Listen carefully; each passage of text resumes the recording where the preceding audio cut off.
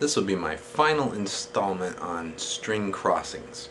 We're going to start with what Carl Flesch called the finger stroke.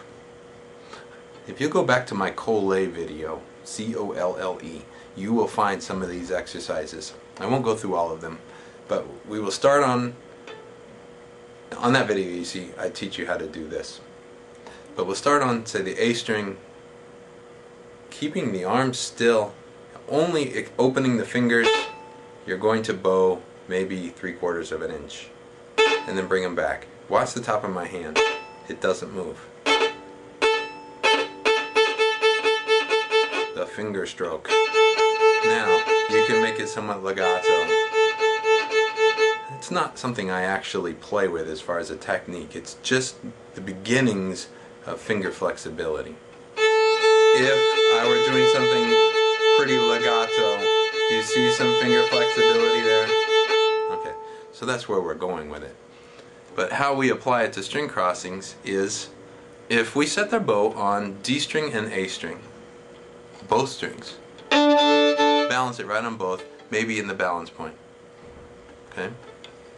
I want you to start with your fingers pretty curved. See? Everything's pretty round. See my thumb? I want you to now extend the fingers, open them up. The thumb will look pretty straight as well. See it open? This should pivot your bow off of the D string, just with the fingers. Okay? Then bring them in all the way. Watch my pinky. See how round it gets? And this should put you on the D string and bring you off of the A. Now, let's bow, down bow with our fingers really curved on D. Open them up. Bow maybe 1/4 of an inch on A. I didn't do it with the fingers, I did it with the arm. I bowed like that. Curve them up. Down bow on D. Open them. Up on A. Watch my arm. This is all finger motion for the string crossing. The arm is just doing the stroke itself. Now, I want you to do it legato. And now, see if your wrist can't start to become involved and make circles. The hand will start to make circles. When the hand becomes involved, the fingers will reduce the amount of motion because you're putting the two together. The fingers are still moving, for sure. Now let's add the forearm.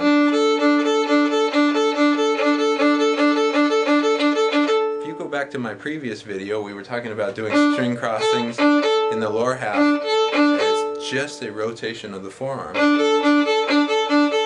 But in reality, I don't do anything without letting the fingers slightly move. They're not an action as much as a reaction to what's going on. They just follow behind. If I open the arm, the fingers are loose. I'm not pushing them out and pulling them in anymore. By the time you get into the big motion, the fingers are just flopping in the wind. You actually can get too loose with the fingers so that it becomes unstable. But the way your hand and fingers can follow behind is just by a looseness in the wrist and a looseness in the fingers, and then you make the big motions with the arm and they just react to that motion. You're not doing this anymore. Understand? So the final installment on string crossings is adding that finger and wrist flexibility and putting it all together. You can just stay near the middle of the bow on D and A. Start with really small bows, mostly finger. A little bigger, you're adding wrist. A little bigger, you add forearm. Depending on how much bow you're using, it determines how much and what part of the arm is engaged. Understand? I hope that this has been helpful. String crossings are certainly tricky. Do them really slow, but then you must also practice a little faster and practice a little faster. You cannot learn to play fast by only playing slow. So good luck, and let me know how it's going, okay?